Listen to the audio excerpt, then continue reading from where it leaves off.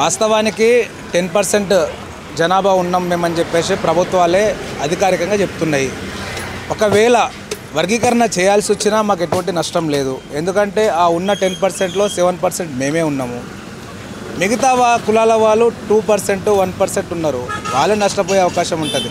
ఎంతసేపటికి మేము గిరిజన కులాల మధ్యలో ఉన్నటువంటి మేము లంబాడి కావచ్చు, కోయ కావచ్చు, గోండు కావచ్చు, నాయక్పూడ్, పర్దాన్, కొండరెడ్లు మేమందరము అన్నదమ్ముల లెక్కనే కలిసి ఉంటున్నాము. కావాలని కొంతమంది రాజకీయ నాయకులు వారి స్వప్రయోజనం కోసం కొంతమంది కుట్రలు చేస్తూ ఉన్నారు.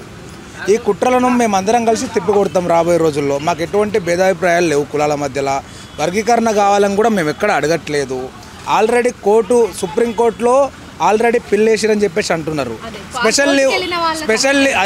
స్పెషల్ లీవ్ పిటిషన్ సుప్రీంకోర్టులో ఉన్నాక కూడా కొంతమంది రాజకీయ నాయకులు వారి ఉనికి చాటుకోవడానికి వారు రాస్తారోకోలు, ధర్నాలు ఆ విధంగా చేస్తూ ఉన్నారు.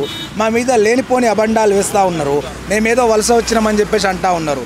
మేము ఇప్పుడు కాదండి, స్వతంత్ర పోరాటంలో కూడా మా తాతలు పాల్గొన్నారు. స్వతంత్ర పోరాటంలో అమరులయ్యారు మా తాతలు.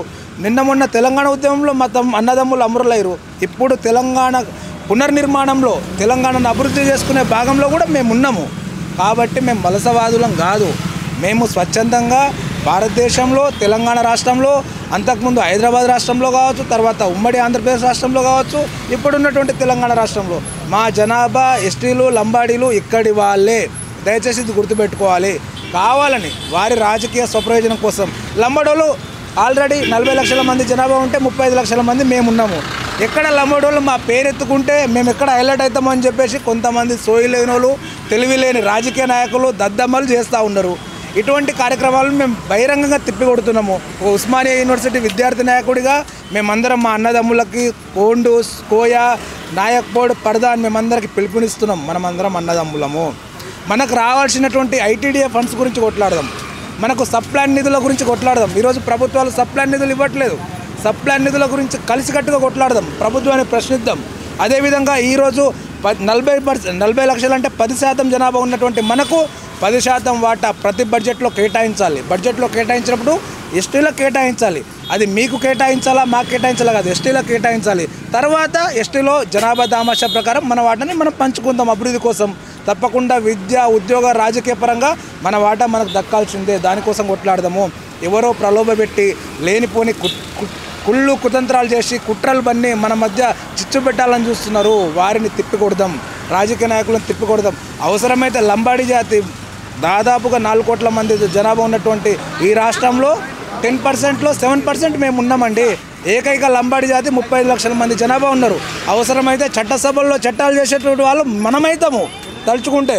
వీళ్ళందరినీ రాజకీయ నాయకులు, రాజకీయ పార్టీలను తిప్పికొట్టి మనమే రాజకీయ పార్టీ పెట్టాల్సినటువంటి ఆవశ్యకత వస్తే తప్పకుండా అది కూడా సాధ్యమవుతుంది మనతోనే. కాబట్టి రాజకీయ నాయకులు ఎవరైనా సరే కావాలని కుట్రలు కుతంత్రాలు చేస్తే తప్పకుండా మేమందరం అన్నదమ్ములకు కలిసి తిప్పికొడతామని చెప్పేసి మీరు ఎటువంటివి కూడా లేనిపోని మాటలు కల్పించుకొని లేనిపోని అబండాలు వేసి ఎక్కడో వలసదారులు కుట్రలు కుతంత్రాలు చేసి మా మీద దొంగదారిగా వచ్చిరని చెప్పేసి అనవసరమైనటువంటి మాటలు చెప్పకండి.